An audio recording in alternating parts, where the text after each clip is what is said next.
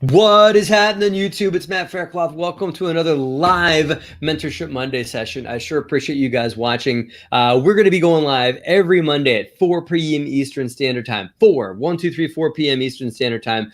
And you guys can be here live watching these answers to these Mentorship Monday questions, or even better yet, you guys can be a part of the show by sending an email to helpme@DeRosaGroup.com. That is helpme@DeRosaGroup.com. And we'll take your questions. We're getting a ton of questions in that feed, but we want great questions to go and be a part of this Mentorship Monday program so that you can get your question answered. And that a bunch of people watching, and we have hundreds, if not thousands of people watching these feeds that can get their questions answered too and learn vicariously through you, putting yourself out there, getting your questions asked. Pick my brain for a couple minutes, no problem. I want to do it. I love to do this. As you guys can tell, I love this stuff. So I want you guys to contribute too by just emailing us at helpme@DeRosaGroup.com. That is helpme@DeRosaGroup.com. Your questions will come into the feed, and we'll send you guys an option to come live on the show, and we'll have you right here, and it'll be great. So I want to bring on my co-host, my partner in crime, my brother from another mother, Mr. Justin Fraser. Come on in, Justin. Hey, what's happening, man? There he is. Welcome, Justin. Cool. So this is my co-host for the Mentorship Monday Live. Justin, how are you today? I'm great. It's a great Monday. Having a good day. It is a good Monday. Yeah. It's a heck of a Monday. I'm having a good Monday too. So this program, just like our happy guys, you guys know, if you guys have are regular watchers, we have a happy hour program on Fridays. That is a great. It's been good. We got another one coming up this Friday. You guys have to watch. Our man that introduced Justin and I to a drink called the Old Fashioned. That's going to be an Old Fashioned Friday, I think. That one's coming up. Yep. That's brought to you by DeRosa Insiders, and this program is also brought to you by DeRosa Insiders. Justin, what is DeRosa Insiders, and why should people even care about what that is? Listen, if you want to get into apartment investing, multifamily investing, DeRosa Insiders is a private group of apartment investors. It's showing Matt and our team. It basically gives access to what we're doing. It shows off the properties that we're working on. We have interviews with our underwriters, our whole team, really. This week, we're going to have our construction manager on the call. We're going to tour one of our properties today, but really bad thunderstorm, so we skipped it this week. We'll get back to it next week. And so it's really an inside look in all the different aspects that go into investing and managing and running multifamily properties. And it's really geared to help you find what you're good at and find other people who complement you, and so that you can eventually partner up and work together and go buy your own apartment complexes. And so that's the whole idea, is to show what it takes and help you find the people that help you get you there. Absolutely. And it's just there's a lot of folks that want to, learn what the inside of a community looks like. And you can do that by going to these weekend seminars or going and paying lots and lots of money to a lot of these folks that are out there. I call them gurus or whatever. Or you can, and it's there, but it's a big dollar amount, and you might not get the inside mastermind, the accessibility to the person that's there to teach you. DeRosa Insiders is more of an intimate setting. It gives you a one-on-one access to me and Justin and our apartment building team. We did property. What's going on in Insiders this week, by the way? Property tours. What else is coming down the pipeline? Property tours. We're going through the details on our construction management side of things, where we talk about how we actually keep track of all of our units and the tools that we use and what we're renovating and what we're spending and how we're doing quality checks, and really the whole inside look on the whole construction management side of things. And then at the end of the week, we're going to do another week in review. So every other week, I sit down and just talk about, from an asset management side, like, what is it? What decisions are we making? What challenges are we having? What conversations are we having? Like, everything that goes into like this week. And sometimes it's not very glamorous, a little mundane. Sometimes there's big, exciting things happening, but it really just depends. And so that's the whole point, is to show off everything: the good, the bad, the ugly, the exciting, the dull.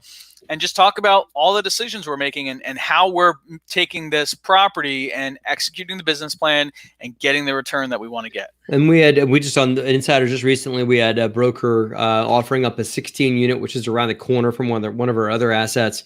And I think somebody's in a few people in our Insider community are making a real run at that one. And I think somebody in our community is going to take that 16 unit down That's a great stepping stone property. That's about what size I bought. I bought a bunch of duplexes and singles, and then I bought an 18 unit in Philadelphia. And that property was really opened up my head to the possibility of multifamily, bigger multifamily. And I went from there to a 49 unit to a 200 to 198 units.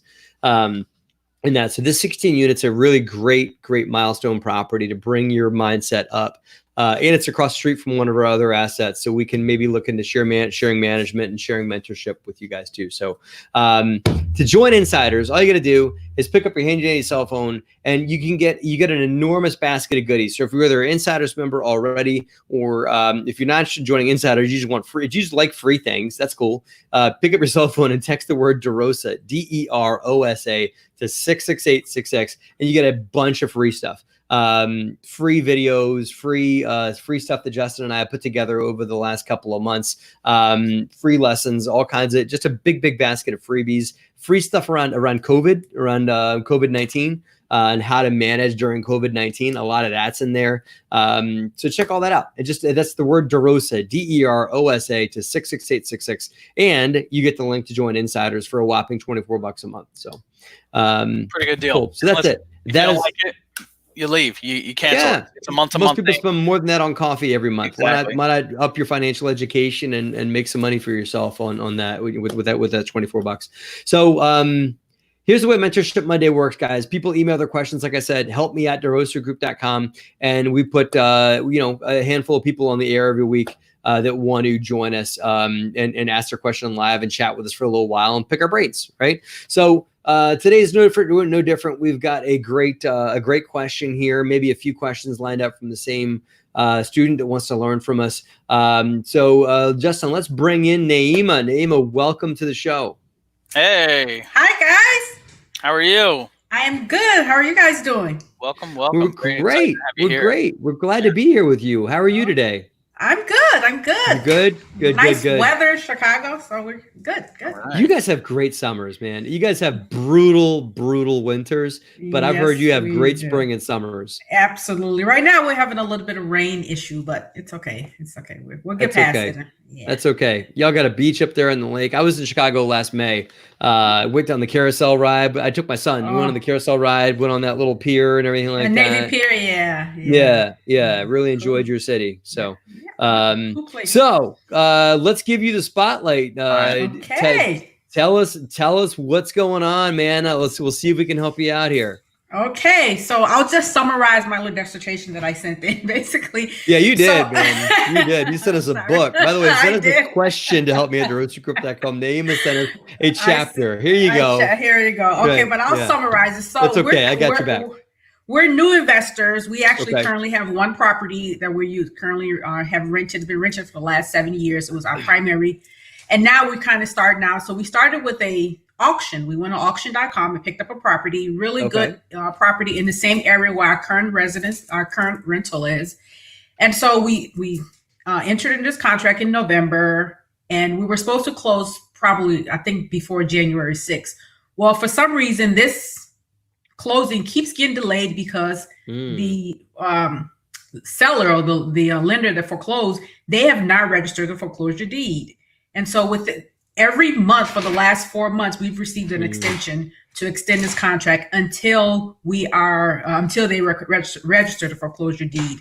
Every month they say, "Oh, we'll do it next month," and then it's an extension, and then they get it again next month. So at this point, my question is: should we just back out of the deal and ask for our earnest money back and go try to do another deal, or should we just continue to hold out? Because it is a pretty good deal. It's a good deal whether we hold it as a rental or even if we try to do it as a flip. It's a really good deal. But we're sitting on our money because we can't use it someplace else because we never know when they'll come back and say, "Hey, we're ready to close," and we need that money. How much money are we talking about? We're going to need maybe about a good 40. No, how much money do you have in deposit? Like what's 75? What was my earnest money? $7,500. $7,500. Okay. Here, there could be a few things, right? So they may have a problem filing, and Justin, you could hop back in. They may have a problem filing that foreclosure deed because the courthouses are closed. It could be just that simple that because of COVID, they might have a problem filing the deed, and maybe that's viewed to be an unnecessary service right now, and maybe it's one of those things that the courthouse might be holding them up too. Do you know if that's the case? Not at all, because this started before COVID. We started in November. Actually, foreclosure happened maybe sometimes, I think last year, early May.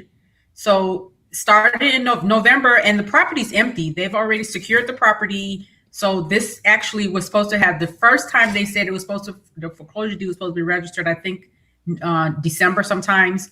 And then it was January, and then it was February. And now, of course, there's a backlog because of COVID. But initially, that was not the issue. It was not COVID. I got it. Okay, so that's not it. How hard is it to get a live human on the other line over there at the auction site? I've talked to them, and all they keep saying is they're waiting for the lender's attorney to file the foreclosure deed. I've been in touch with the closing company that's working on it, and they actually have tried to reach out to the actual attorney themselves, but for some reason they can't directly go to the attorney. They have to wait and talk to the contact or something. I don't know what. So they're probably in breach of contract by now with regards to time. If you read the fine print of the contract, it probably defines a certain what the seller's obligations are, right? Like, I got to close by a certain day and give you clean title by a certain time and all that kind of stuff, right? So I would read the contract and see if they're in breach. If they are, do you have a lawyer representing you? I do. Okay. Have your lawyer write them a letter and say, hey, listen, you're in breach. We still want to buy the property, and we're going to knock $1,000 a month off of the price for every month that it takes you to delay closing. What do you think? I just made that up. So don't think this is like, set in stone. I just made that up right there on the fly. What do you think? So that's a very good point. What if they come back and said, because again, one of my question was, I'm wondering if they're not registered in foreclosure deed because they want me to back out so they can sell it at a higher price. So not during COVID. Not during COVID right now. Maybe that have been their idea before COVID, but now they're not. Now. All bets are off now, man. I mean, there's no telling who's going to buy that property. For me, this is a question of opportunity costs and what you can and can't control. So you can control a response that you send them. You can't control what they say to that response, right? Whether they even respond to it or not. So then it becomes a question of your opportunity costs are with the money that you have tied up and the potential, because you said you have other money sort of sitting on the sidelines that if this deal comes in, you need to use for that deal. Exactly. So you've got money tied up here. Do you have another deal lined up? Do you have, if you got it all back today, how long would it take you to deploy that money? Would it be another 6 months till you found the next deal? Then you're missing out. But if you do have the next deal lined up, ready to go, then it's maybe a harder decision to make. That's a good point. You get another deal lined up, or is this the only horse you got right now? I actually have another deal lined up that I went into like 2 days before COVID happened. So but that's still working. We're still working on that as well. Yeah. Okay. So you don't need the money back out anytime soon, right? I don't necessarily need the money. Is this like a good deal, a great deal, or a like Michael Jordan slam dunk from the foul line good deal? It's probably I would say it's between good and great. Just pretty good. It's like a 6 out of 10 on the deal scale. Yeah, right? yeah, maybe a 6 out of 10. Correct. All right. Here's what I would do. I would monitor you. I wouldn't not make offers on other deals because of this deal. Because I've been there. I've been like, okay, my capital's tied up because of that. And so I'm going to wait for that to close. Then I'll reevaluate. Right. So I would keep fishing, keep looking at other stuff, keep bidding on other auctions. Right. Okay. All the while have your lawyer start applying deeper pressure to them. And if they walk, and if they think they can make a couple of bucks selling to somebody else, then so be it, man. They probably they're waiting on you to walk anyway. Right. Okay. So what I would do is I would have your lawyer apply pressure and if they walk, it's okay. But maybe the $1,000 a month is a little aggressive. Maybe no discount at all, but have your lawyer start threatening that you're going to walk and see what they do. Okay. Okay. And you got to be prepared. Just play a little bit of chicken with them, as they say. And try to get a commitment date and then penalties if they don't meet that. Okay. So penalties, because I've asked for a commitment date, and they'll say, well, we were told that the foreclosure deed is going to be registered on February 26th, and then I'm monitoring the record of deed site myself, and then February 26th comes, and it's like, okay, nothing. Now what? Well, you could circulate an addendum. You could have your lawyer create an addendum to the contract saying, here's a good idea. To Justin's point, get a date out of them, and they'll say, okay, May 22nd, that's when we're going to do it. And then you get that date, and then you have your lawyer put in an addendum to the contract that has that date in there. And it says, and if the seller does not, on this date, then this is the new price, and this is the penalty or whatever. Will probably happen is they'll probably close, that all of a sudden magically the deed's going to get filed in a week and off you go. Which is what you want. That's exactly what I want. And I definitely I'll take a discount as well. If take it. It's a win-win, man. You either get a pretty good deal or you get a pretty good deal at a discount. And before you discount it a couple of times, it becomes a great deal, right? A great deal. Exactly. Yeah. Exactly. Cool. Okay, perfect. Naima, thank you. Naima, you are getting 1 month worth of membership to DeRosa Insiders for free. We look forward to you being a solid contributor, doing some insights with us and joining us at Insiders. We will see you there. Thank you for your question to Mentorship Monday. Thank you. Thank you so much, guys. Thanks. Awesome. Very cool. All right, cool. Man. Good stuff. Next up. Next guest. Come on in, Tyrone. How are you? Tyrone. Tyrone, how are you, man? You're on the air. I think I was on another, you guys must have two ways to get in. I guess I was on the other one. I've been there for like 7 or 8 minutes. Nothing was happening. You're like, where are these guys? Yeah. I'm like, what's going on? Then it's all good. Go back and we were having plenty of fun chatting with our friend Naima, man. That was great. Great. No problem. How are you today? Where are you located? I'm located in DC. Okay, good stuff. So what's going on down there in DC? I'm from my hometown's Baltimore, so I'm not too far. It wasn't too far from you when I was growing up. So, what can we do for you? What's on your mind? Oh, hold on a moment. Someone is calling me. Bad timing. Yeah, right. That's what voicemail's for, right? Yeah, there we go. I think no problem. All right. Problem. I got your back. You said what's going on here in DC? Yeah, no. We had your emailed question right here, but you can just paraphrase it, and I'll see if I can help you out. What's going on? Well, I'm definitely interested in something called seller finance, and I'm a former landlord for 16 years in DC. I had a 4-unit apartment, and what happened? Make a long story short, I had decided to go do a condo conversion of the 4-unit, and I hired this contractor, and then I ended up using hard money lender to do it. And what ended up happening is the contractor basically screwed me over. I ended up losing all of my equity, probably about at least $750,000 worth of equity. And I got to tell you, it was a real challenge. I mean, it got to the point where all kinds of thoughts was going through my head. Do I go after this guy, or do I hire a hitman or something? Right, you go break his legs or something like that, right? Well, yeah. My problem was I saw an episode of NCI, and I said, well, that's not going to work. Yeah, right, they'll find you. So I tell you, it was very devastating. I've never went through anything like that. So how'd you make it out? How'd you mitigate that? What'd you do? Well, to tell you the truth, I didn't make it. I'm basically homeless. Yeah. I mean, when people ask me, where do I live? I can't answer that question. I can tell them where I stay. There's a difference between where you live and where you stay. But I decided, I just turned 64 and decided to sort of move forward. And I was looking at some property, like I've seen some property like 10, 13 units.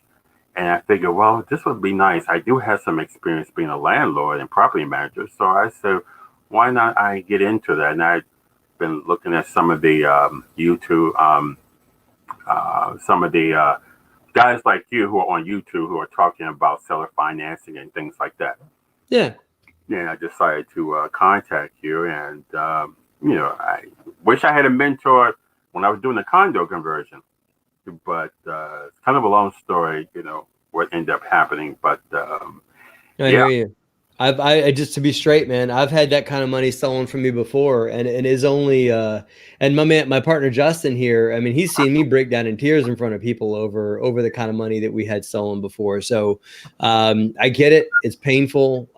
Contractors are awful. They can be awful people, and I don't get how they tick, because I've been ripped by contractors before too. And they're not all bad, man. I've had great contractors that have done phenomenal work for me, but I've also had a bunch that didn't do that. So, so Justin, come on back. It sounds like, Tyrone, what you're looking for is some guidance on getting back on your feet and having people help you get back into the game, into your next deal. Is that what you're looking for? Yeah. This time I want to, again, there's nothing, I feel I can benefit from having a mentor to guide me. And I was thinking, I said, wow, to be able to buy a multi-unit, I mean, I'm wondering, how is that going to work? Because some of the tenants are not able to pay, I mean, with this pandemic. Yeah. So it's kind of like, how do I handle that? I want to do it, but if I go in, there's no money, it's not going to be coming in. Depends on the property. To tell you the truth, Tyrone, we own in North Carolina, Kentucky, Pennsylvania, and New Jersey. And I'd say for the most part, our collections have been pretty good. I mean, if not, we got some properties, man, where their collections are more than what we were collecting before COVID, right? And so there are some tenants that are down on their luck. There are some tenants that had COVID really affect them. But on the other side of that, you also got a bunch of government programs that have come down the pipeline to help people out. God bless. There's unemployment. There is the stimulus checks. There are resources, and there are people still working, and I've had tenants that shifted jobs. A guy was a waiter one day, or working in a restaurant that got closed down. So now he's working with his brother-in-law on a construction site, and construction's still going in a lot of states. So I have seen folks be resourceful to keep their lights on. And so bottom line is, I think that it's really matters to the property's performing. Justin and I are looking at a property we want to buy in South Carolina. That property has had, I think, to be a big ding because of COVID on their rental income.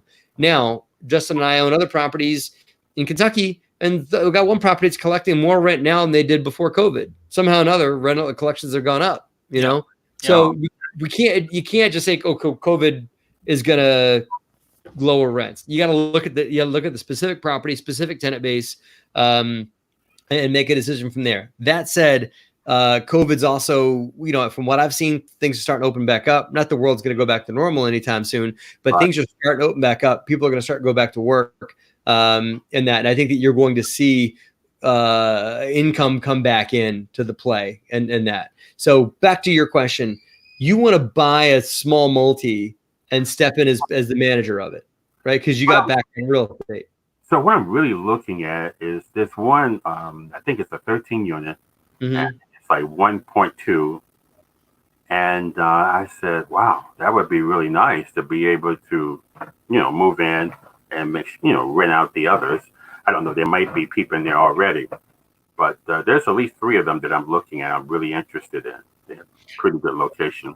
Here's the easy way in, right? And you probably have to let go of equity on this, but given your real estate background, you could probably get a good roof over your head and a check in your pocket by just being a super on a building like that. Maybe not a 13 unit, maybe a bigger building. I'm talking like, because buildings in some areas, like in New Jersey, anything over 10 units has to have an on-site super.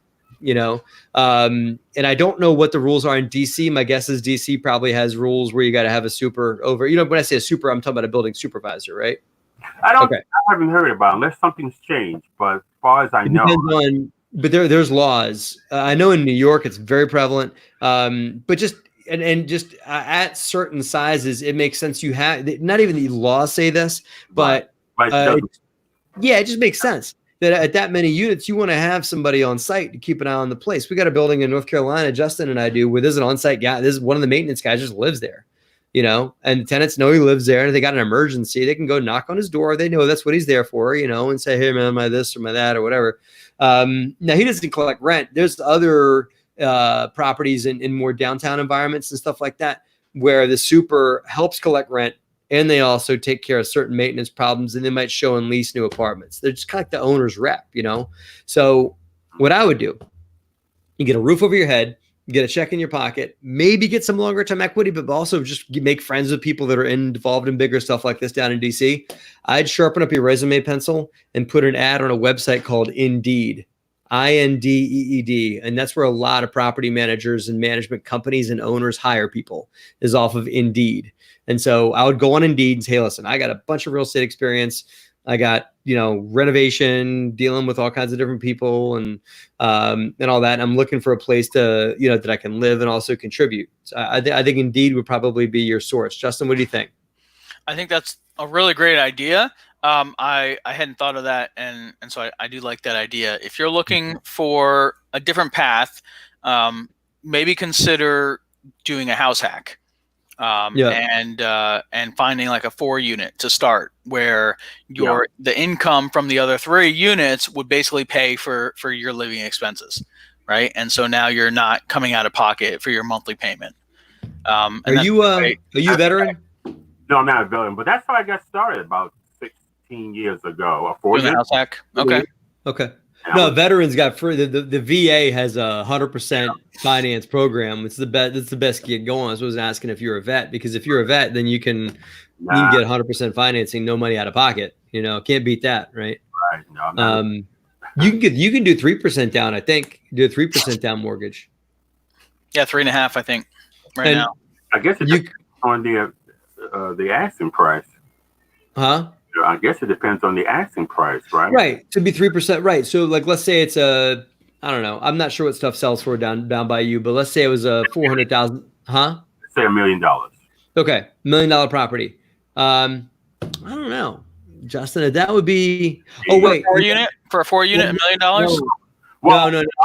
But there are some 4 units. Biggest you can go is 4 units. You can't, that 13 unit you found, you can't do, you wouldn't be able to finance that one on. That's true. That's what I was suggesting is biggest is 4 units. Yeah. So let's say it's maybe $100,000 a unit. So 400,000, you'd have to come up with about 12 grand, and you can get that gifted to you from a family member, relative, friend, or something like that. They just have to give it to you and have it seasoned in your account for a couple of months. Right. And then it's like a gift, but then you can pay them back interest, with it through just a simple promissory note off the book, not off the books, but just they can't get a lien on the property, but you can just pay them out of the cash flow of the property over time to pay them back. Well, unfortunately, I know that wouldn't work. But as far as seller finance, I mean, is this just the way you get in touch with the owner of the property? Yes. Because you go through the realtor, right? Realtors always tend to tell you, no, they're not going to do seller financing, because they don't want to deal with that, because they see a lot of seller financing deals fall apart. They don't know how serious you are. Yeah, they don't know you have 16 years worth of real estate experience and all that. I would say unless it's listed in the listing, like seller finance offers, accepted. Sometimes an agent might put that in there. They're probably listing because they don't want anything like seller financing. They probably want a retail buyer that's going to come in with a loan and get them out quick. I would try and get a hold of the owner direct. The realtors gonna, honestly, the realtors are probably going to get in your way on that. Yeah. But if them getting their what is that profit? Getting their commission. They get their commission, man. They want that cut. Here's that. My wife and I did our first deal that was like it wasn't seller finance, but was negotiated with the owner direct. Here's what we did. This is back in the day when everybody listed their properties in newspapers. You've been around long enough. Like I got started 15 years ago. And that's how, newspaper was where you went. We went to rent somewhere, you look in the paper. So right. we just went and bought a local paper, Philadelphia Inquirer, and went to the back and just started calling the for rent ads and said, hey, I see you got it listed for rent. Do you have any interest in selling? I see you got it listed for rent. Do you have any interest in selling? And we called 50 different people. And we got laughed at, hung up on, crazy high numbers quoted. And finally somebody was like, yeah, you know what? I am interested in selling. And, he gave us good numbers on the property. We bought it. We were happy, and it worked out. So that could be a way to go about it. You probably have to find that online, to go on Craigslist or something like that. But a lot of times on Craigslist, people list their own properties. So you just call down the list on Craigslist and ask them, hey, I see it for rent. Are you open to selling? And I say, are you the owner? You have to ask them, when they answer the phone. Because if it's an agent, then they won't know. So. Okay. Does that help? Oh yeah. Anything helps. Anything helps. Yeah. Get a copy of my book too. My book is about finding money in your own network. And if the family's not going to get in behind you, that's okay. My book is about how to find other people in your network that you may know that have resources that can help you through lending and through equity or whatever. But it's about leveraging your personal network through the people you got in your cell phone to help you get deals, to help you fund deals, fund your properties. Okay. All right. So hope that helped, Tyrone. Thank you for joining. Now, here's the deal. We're going to give you a month's worth of membership to DeRosa Insiders, which is our view of the inside of a real estate company. Pick our brain on a weekly basis. A lot of other people are a part of the community. All of our investors are part of the community as well. And there's a lot of folks that are part of it. So that are good to rub elbows with. So we're going to give you a 1 month worth of free membership to DeRosa Insiders. I hope you find it of value. It's a private Facebook group. All you need is a Facebook profile. And you can get into the group, and we'll be glad to have you there, man. Okay. Well, actually, I don't have a Facebook account, but I was thinking about going. Is there a way to join Facebook? What is the word? Anonymously or something like that? I don't know. I would just say you could set up for yourself, or you could figure that out. People use pseudonyms and stuff like that on there. You could use a different name or whatever, but that's up to you. I'll email you, Tyrone, and we can get you set up. All right? We'll pop you a line. We'll get you set up. All right. All right. Tyrone, thank you for your question to help me at DeRosaGroup.com. I appreciate you. And guys, if you want to join us next week, helpme@DeRosaGroup.com is the email address. That is helpme@DeRosaGroup.com. And we'll bring your questions right here on the YouTube channel for you and everyone else to learn from. Justin, final thoughts, man. Bring it home. Seller financing, deals going on, all kinds of good stuff. Seller financing. Yeah, I got a good title for this one. The auction company won't close. Who would have thought, right? I've never heard of that one before, but that's a good one, So listen, if you guys have questions, I know you have questions. You're watching this right now. You have to have a question. Just email us, helpme@DeRosaGroup.com, and we will get you up here next week or the week after. We'll have you on. Cool. Join us. That's it. Cool. That's good stuff, man. Thanks for joining us. We'll see you next week. We're going to do it. Are you ready? Ready, everybody? 1, 2, 3. Have a great, profitable week.